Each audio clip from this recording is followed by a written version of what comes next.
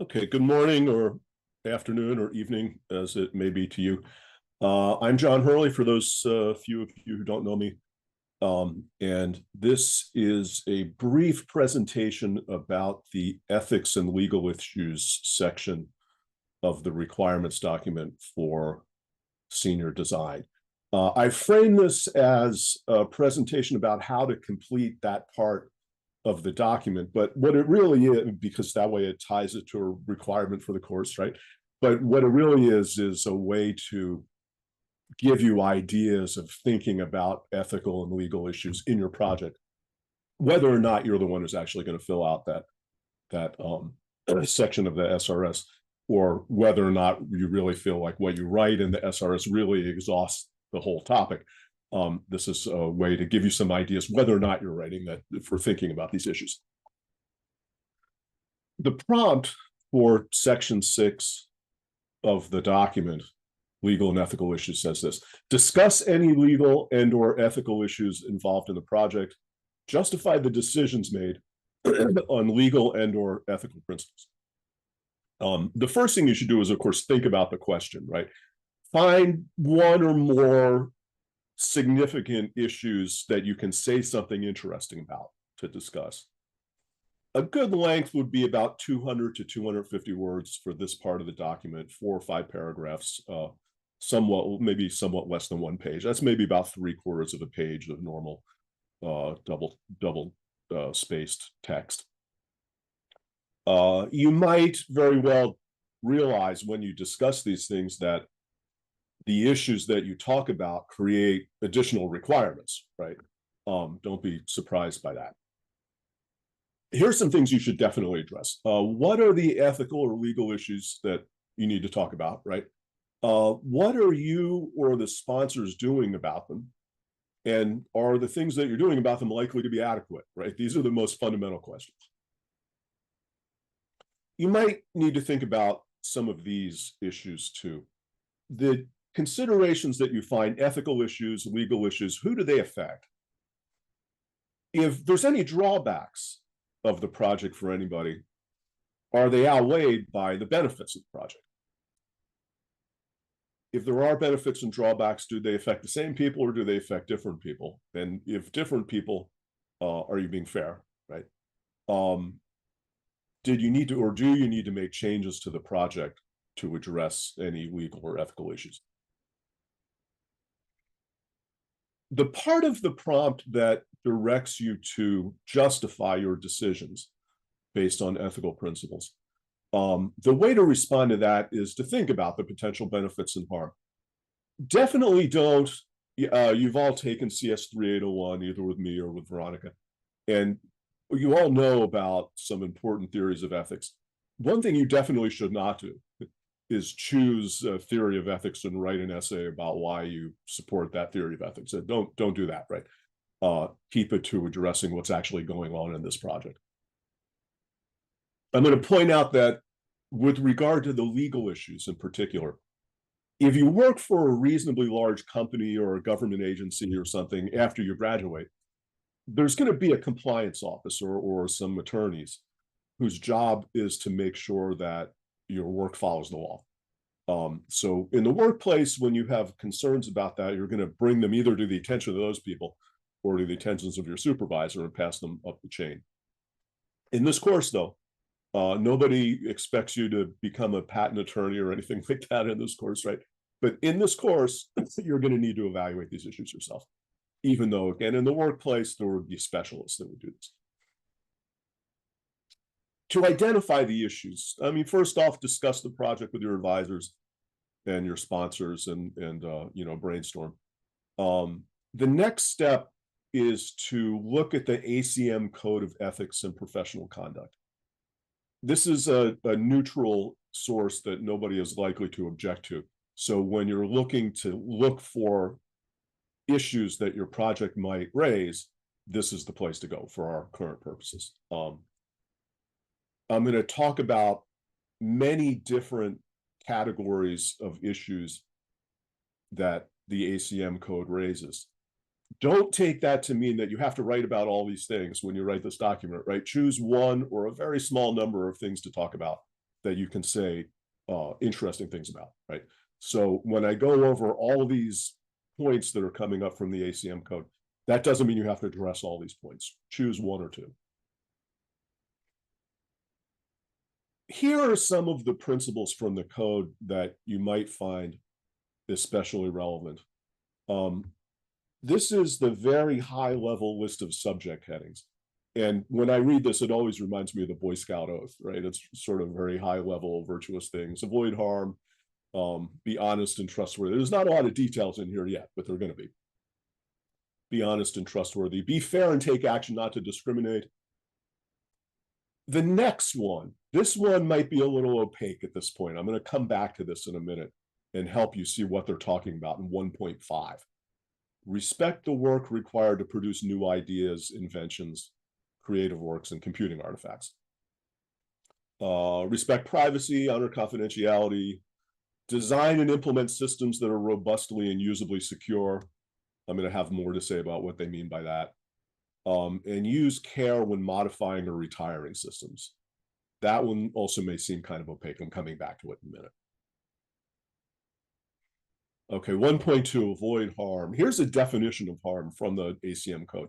Harm means negative consequences, especially when those consequences are significant and unjust. Examples of harm include unjustified physical or mental injury, unjustified destruction or disclosure of information, unjustified damage to property, reputation, and the environment. This is kind of interesting because a lot of those points are modified by the adjective unjust, right?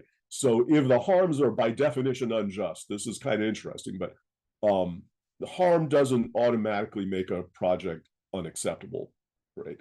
Ethically, right? There may be benefits that outweigh the harms. And says the code, those responsible are obliged to undo or mitigate the harm as much as possible. A computing professional has an additional obligation to report any signs of system risks that might result in harm. That is, if you know about any risks, any way that your work might result in harm, as defined up here, you need to disclose that or report it up the chain to your sponsors and to your advisor. It's not impossible that you become aware of some kind of potential harm from the project that the advisor didn't think about, right? Or that the sponsors perhaps didn't think about.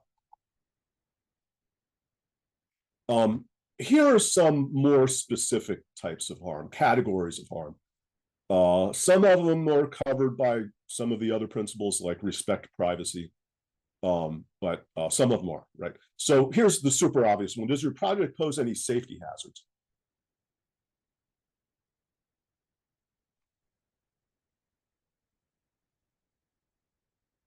Does your project pose any safety hazards? For example, if you develop software for autonomous vehicles, right, there may be physical safety hazards. Does it pose any financial risk to anyone? Is it possible that someone might lose money because of the operation of your product, right? Will it make anybody's job obsolete?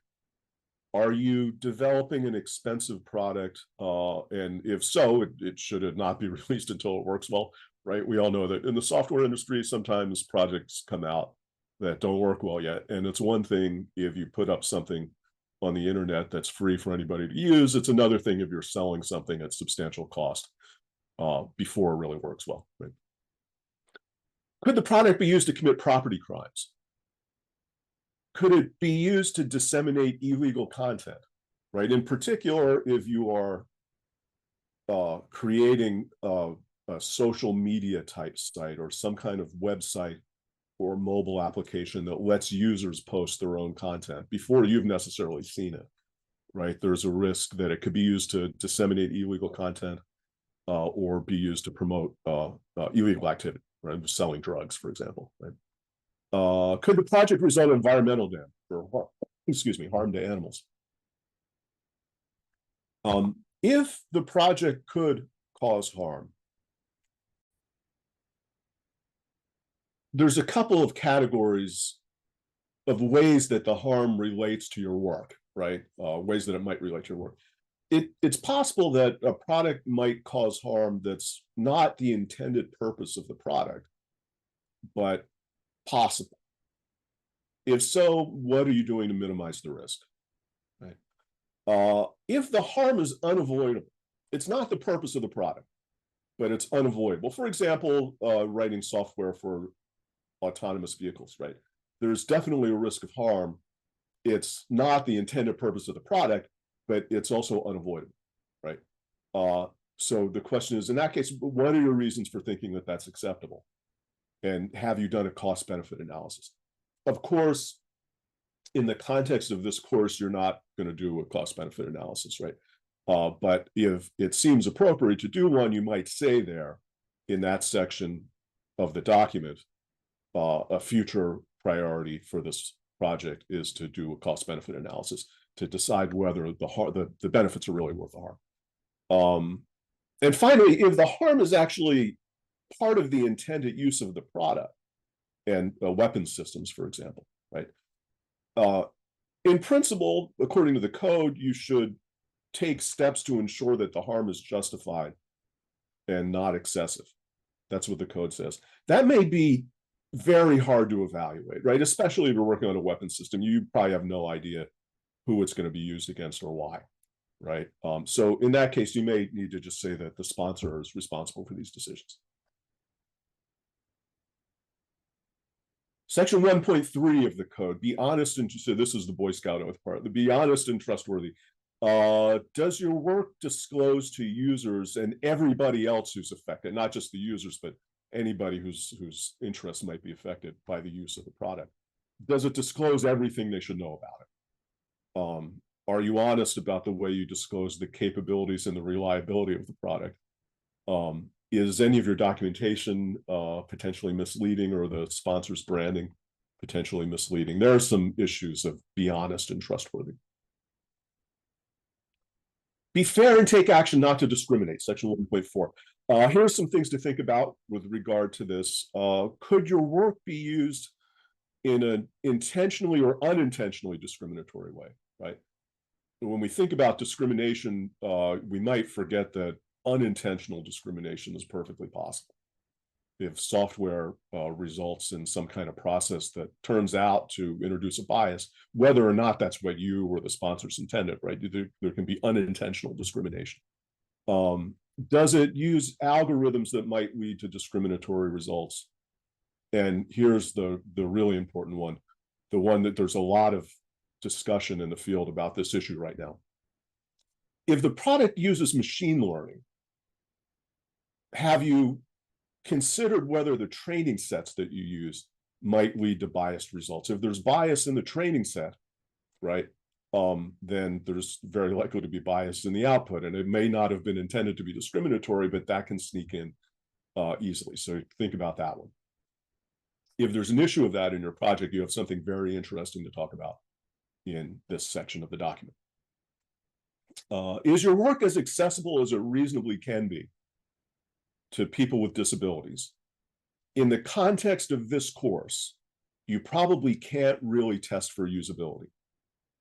Out in the workplace, it's a good idea to test for accessibility, to try to make sure that that your product is as accessible as possible to people with a wide range of different kinds of disabilities. The testing is probably not viable in this context, but you might at least consider how you would test for accessibility and what you could do to make your work as close to being equally accessible to everybody as possible.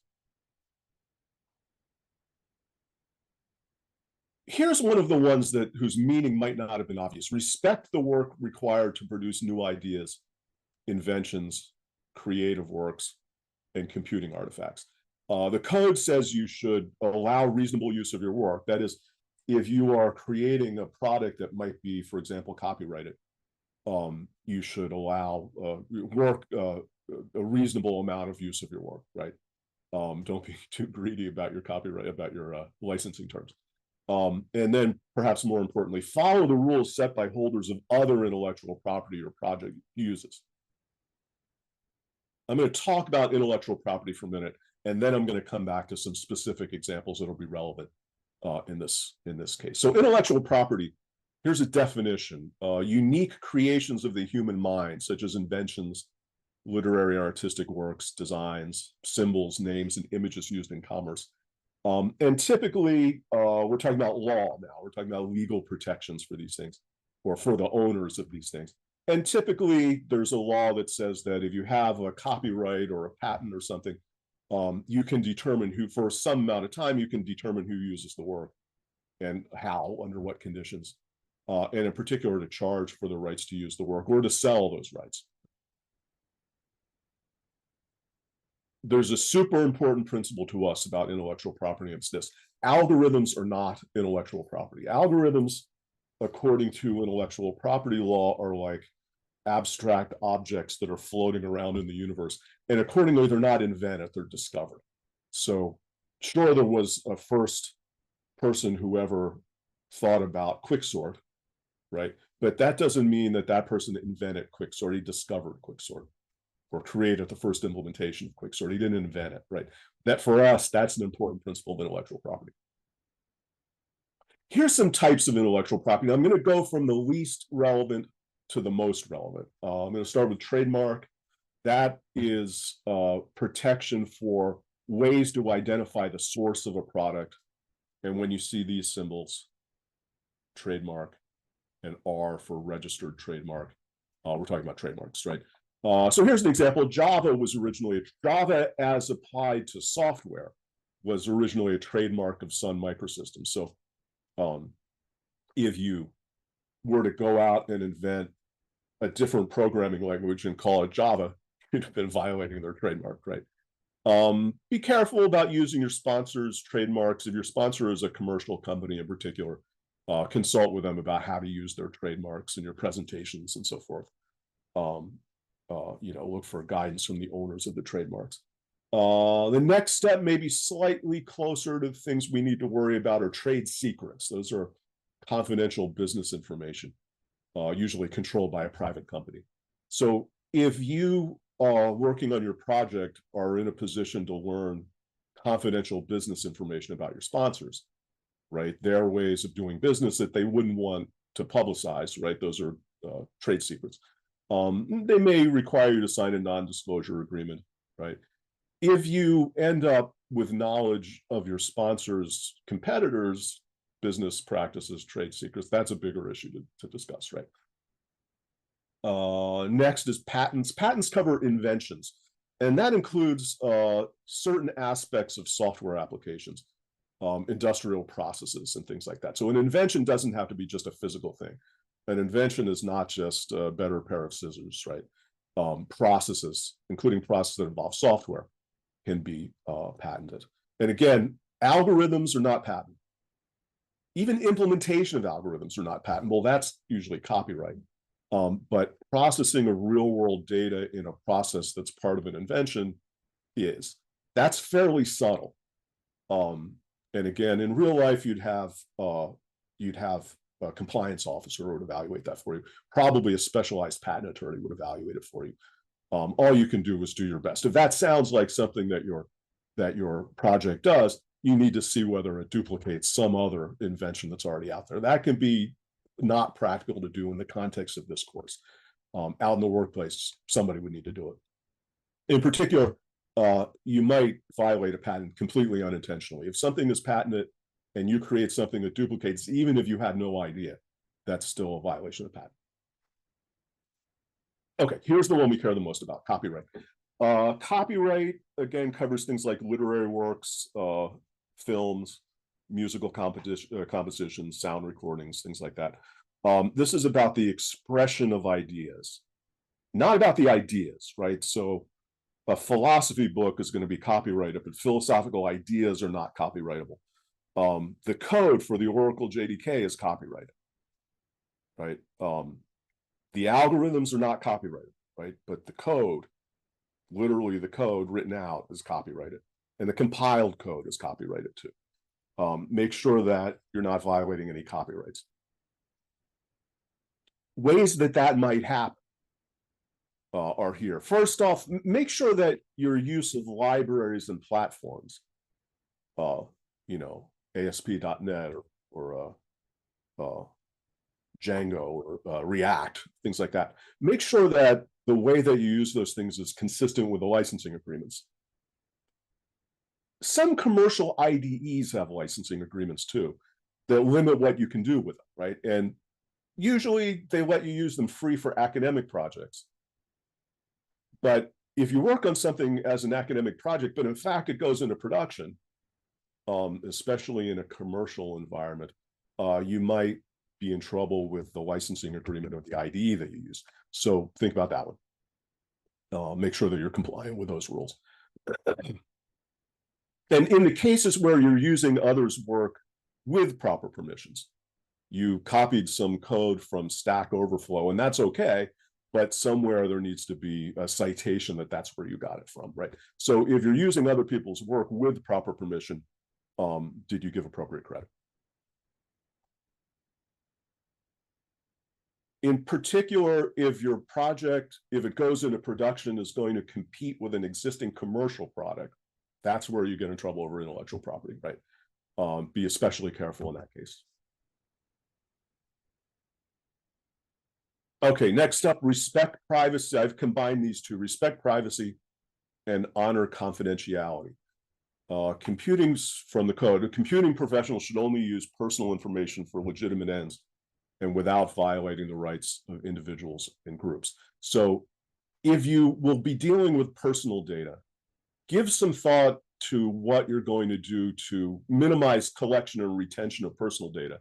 That means collect only what you need and keep it only for as long as you really need it. Don't keep a lot of personal data about people around where it might leak. Make sure that anonymized data can't be de-anonymized. And I'm going to say that is extremely difficult, and to the extent that it might not be realistic at all, really.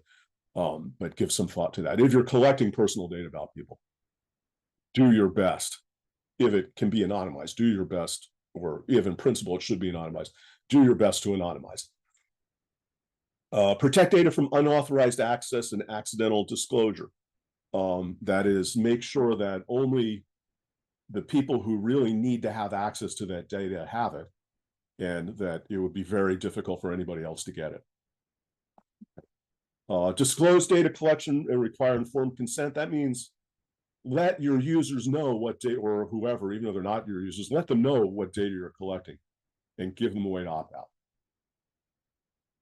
In principle, allow people a chance to ask you to delete their personal data. It might be very hard to implement that within the time constraints of this course, but in the workplace anyway, the thing that we're modeling here, this is a consideration, right? You have to give users the opportunity to ask you to delete the data you have about them. Respect privacy and honor confidentiality. Here's a little bit more about data. Personally identifying data. Personally identifying information is data that can be used either on its own or with a very small number of other data points to uniquely identify somebody. The driver's license number, for example, uniquely identifies someone. Non-personally identifying information is information that's not personally identifying. It may be very hard to maintain data that's not personally identifiable, because it may be that you know that the fact that you know that somebody has an IP address and access GET doesn't uniquely identify that person, right? But if somebody accessed GET and you know their IP address, and from some completely different source, you found out in some totally different way that somebody with that IP address used Google Maps to find the best way to get from Cal State away to my house. Now you have two things that didn't seem like personally identifying information, but when you put them together, they are. Give some thought to this if you're collecting this kind of data, and what you can do to make it difficult to de-anonymize people by taking your data and combining it with some other data. I'm going to talk very quickly about two privacy laws that you need to think about if you are working on a project that will process data online. When I first talk about this one, you're going to think this is irrelevant to you, but in fact, it's not. the General Data Protection Regulation. This is a regulation in the European Economic Area, which is the European Union plus a few other countries. But it applies to anyone who is processing data of anybody who is located in the European Economic Area, whether or not the server or the people doing the coding or the sponsor are located in the EEA. If they're handling data that might belong to people within the EEA, again, that's practically all of Western Europe, plus Iceland and a few other places, you have to comply with this regulation. And I'm not going to go into the details of it in this course, but you can go look up the details quite easily. The California Consumer Privacy Act. Similarly, this is a California state law, but it would not surprise me if at least everywhere in the United States, tech companies follow this law because it's too difficult to separate people in California from people not in California. People in California have the right to know what personal data is being collected about them, whether it's being sold or disclosed, and to whom. They have the right to say no to the sale of their personal data, to get their personal data, that is to find out what data you have about them. They have the right to request that you delete the information you have about them. That doesn't mean you have a legal obligation to do it. It does mean that they have a right to request that you do it, and not to be discriminated against for exercising those rights. That is, you can't shunt users who say, don't sell my personal data, to a lower level of service. Okay, here's another one that might have been a little bit opaque. Design and implement systems that are robustly and usably secure. And here's a long quote from the code. Computing professionals should perform due diligence to ensure the system functions as intended and take appropriate action to secure resources against accidental and intentional misuse, modification, and denial of service. Parties affected by data breaches must be notified in a timely and clear manner, providing appropriate guidance and remediation. Security features should be designed to be as intuitive and easy to use as possible. Every kind of software, almost every kind of software project, especially any that are collecting real world data, has some kind of security risk, right? And in particular, if you're running in a system that's connected to the internet, you have security issues. Systems that are secure, robustly secure means that the security works, it doesn't break down too easily. Usably means that the security should not be too hard to use, right? Security measures are kind of inherently too hard to use, right? It's kind of a pain that you have to type a password in every time you access an account and so forth. And in general, all other things being equal, the more secure the system is, the more difficult the security is to work with, right? So now that everything is two-factor authentication, right, that can be a significant hurdle. Two-factor authentication, reCAPTCHA, right? It actually happens to me not infrequently that I can't do a reCAPTCHA, and that's I can't do whatever it is I was trying to do. That's a failure to be usably secure, right? So robustly secure means that the security doesn't break down too easily, and usably secure meaning it's not too frustrating or difficult to use it. Let's see. Use care when modifying or retiring systems. Will you replace a legacy system? That is there some old software running that your project is going to supersede, replace, right? Is there other code in use that depends on the availability of the legacy system that you're going to replace, right? How are you going to help the people that are affected by that, if so? Think about whether there will be financial costs to other groups that are using a system that you're going to replace, right? And if so, offer what help you can, right? Make sure in particular that they know a long time in advance, and provide support for migration, for changing over to using your system instead. Here is a little bit of example about my senior design project, the archive. This is a LGBTQ themed social media website and mobile app. Users choose locations. They choose a geographic location to post a story about. It could be a personal story. It could be a historical story, could be information about community resources. And we're hoping to reach users all over the world. Our most important issues are about user privacy. Again, some of the stories are personal and they're linked to geographic locations. So we have to be especially careful to make sure that people who want to be anonymous can't be de-anonymized, right? There's all kinds of reasons that this subject matter, that people might not want everybody to know that they were posting on this site, right? So our issue, need to protect users from being identified against their will. Here's some of the things, some of our solutions. Number one, posts can be anonymous. And there's an anonymous browsing mode that you go in that lets you post anonymously. And it's super obvious in the graphics of the application. So you can't be confused about whether you're anonymous or not. You're not going to accidentally, or it's very unlikely that somebody would accidentally post a non-anonymous post that they thought was going to be anonymous. Geographic posts can have an anonymity radius, right? They choose a location that can be as specific, in GPS coordinates as possible, but we can add an anonymity radius that says, just chooses a place within a radius of 1 mile, 5 miles, 10 miles of the actual location to make it hard to find the actual, only to make it possible to give only very general geographic information. Of course, careful server and login security. We're discussing finding ways to obscure the user's IP addresses from DigitalOcean using a proxy, so that I guess in principle, if somebody wanted to break in and find out our access logs, they'd have to break into 2 different places. Here's another issue. Anybody can get a login and post. So we need to prevent offensive or illegal content, right? There's a lot of categories. Sexual content that's beyond what the sponsors think is appropriate. Content that's illegal, offers to sell drugs, things like that. There's a lot of different kinds of content that we might not want people to be able to post, but we don't see the posts before they're up, right? Just like in most other social media, you make a post and it goes up immediately. Otherwise, people will be frustrated, right? So we need to make sure that we can see those posts soon thereafter, after they're posted. Some of our solutions, content moderation. So far, we have just manual moderation in the sense that moderators go up and they can look through the posts.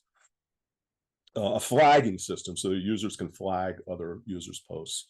We're working on a way for users to block other users. So if the content isn't content that we don't want anybody to see, but it's content that some particular person doesn't want to see, they can block the user who posted and they don't see their stuff. In the future, we're working on automated moderation. We've made some stabs at that and have not got very far yet. So in the future, we're coming back to automated moderation using a machine.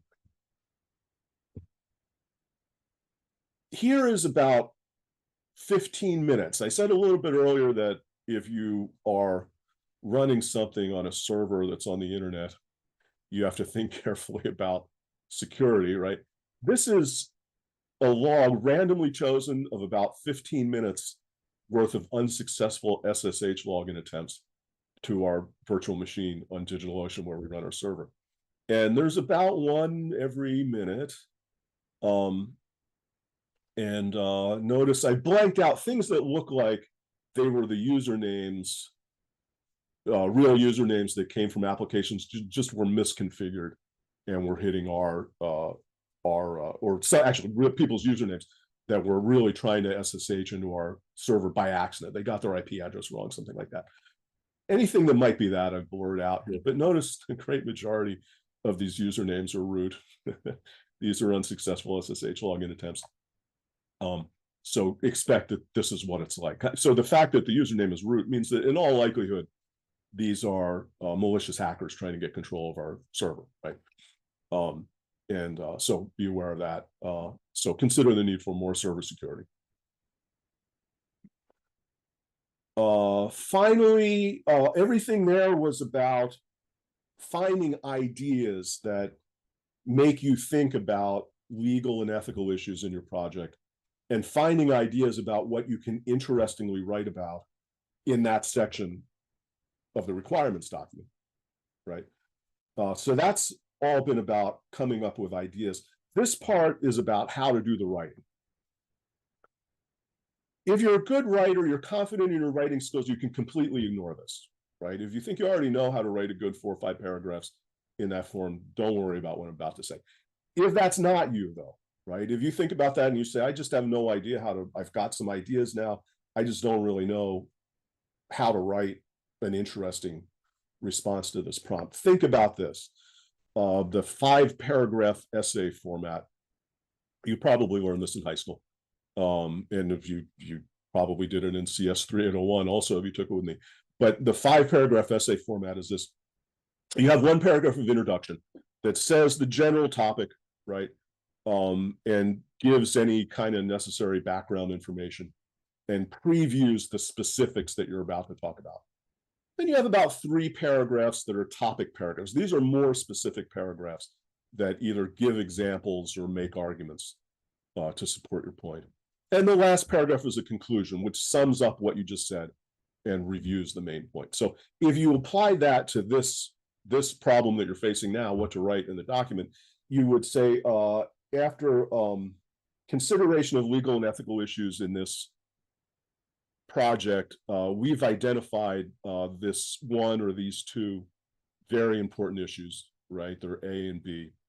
And then write a couple paragraphs, at least one about each of those issues. So our approach to protecting users from being identified against their will is that we're going to do these things for enhanced server security, et cetera.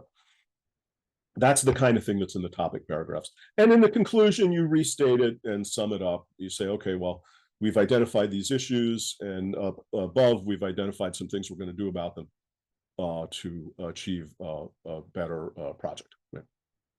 Okay. I have also put up a quiz in CSNS. Take that quiz, whether or not you're the one who's going to fill out the prompt, right? Because part of this, it's not just, I frame this as being about completing that prompt in the document in order to tie it to a requirement in the course, right? But you should all be thinking about these issues. So take that quiz, whether or not you're really the one that's going to write this part of the SRS. The answers to the questions in the quiz are all in this presentation, and they're pretty much all in the same order that I listed them in the quiz. So go back to the beginning of this presentation, this video, and open up the quiz and look at the first question and scroll through or skip through the presentation until you see what the answer to the first question is and answer it, and continue that way till you get to the end. With that, I look forward to reading I'm the one who's going to read this part of your SRS, right? So I look forward to reading your undoubtedly very interesting and valuable answers to this part of the document.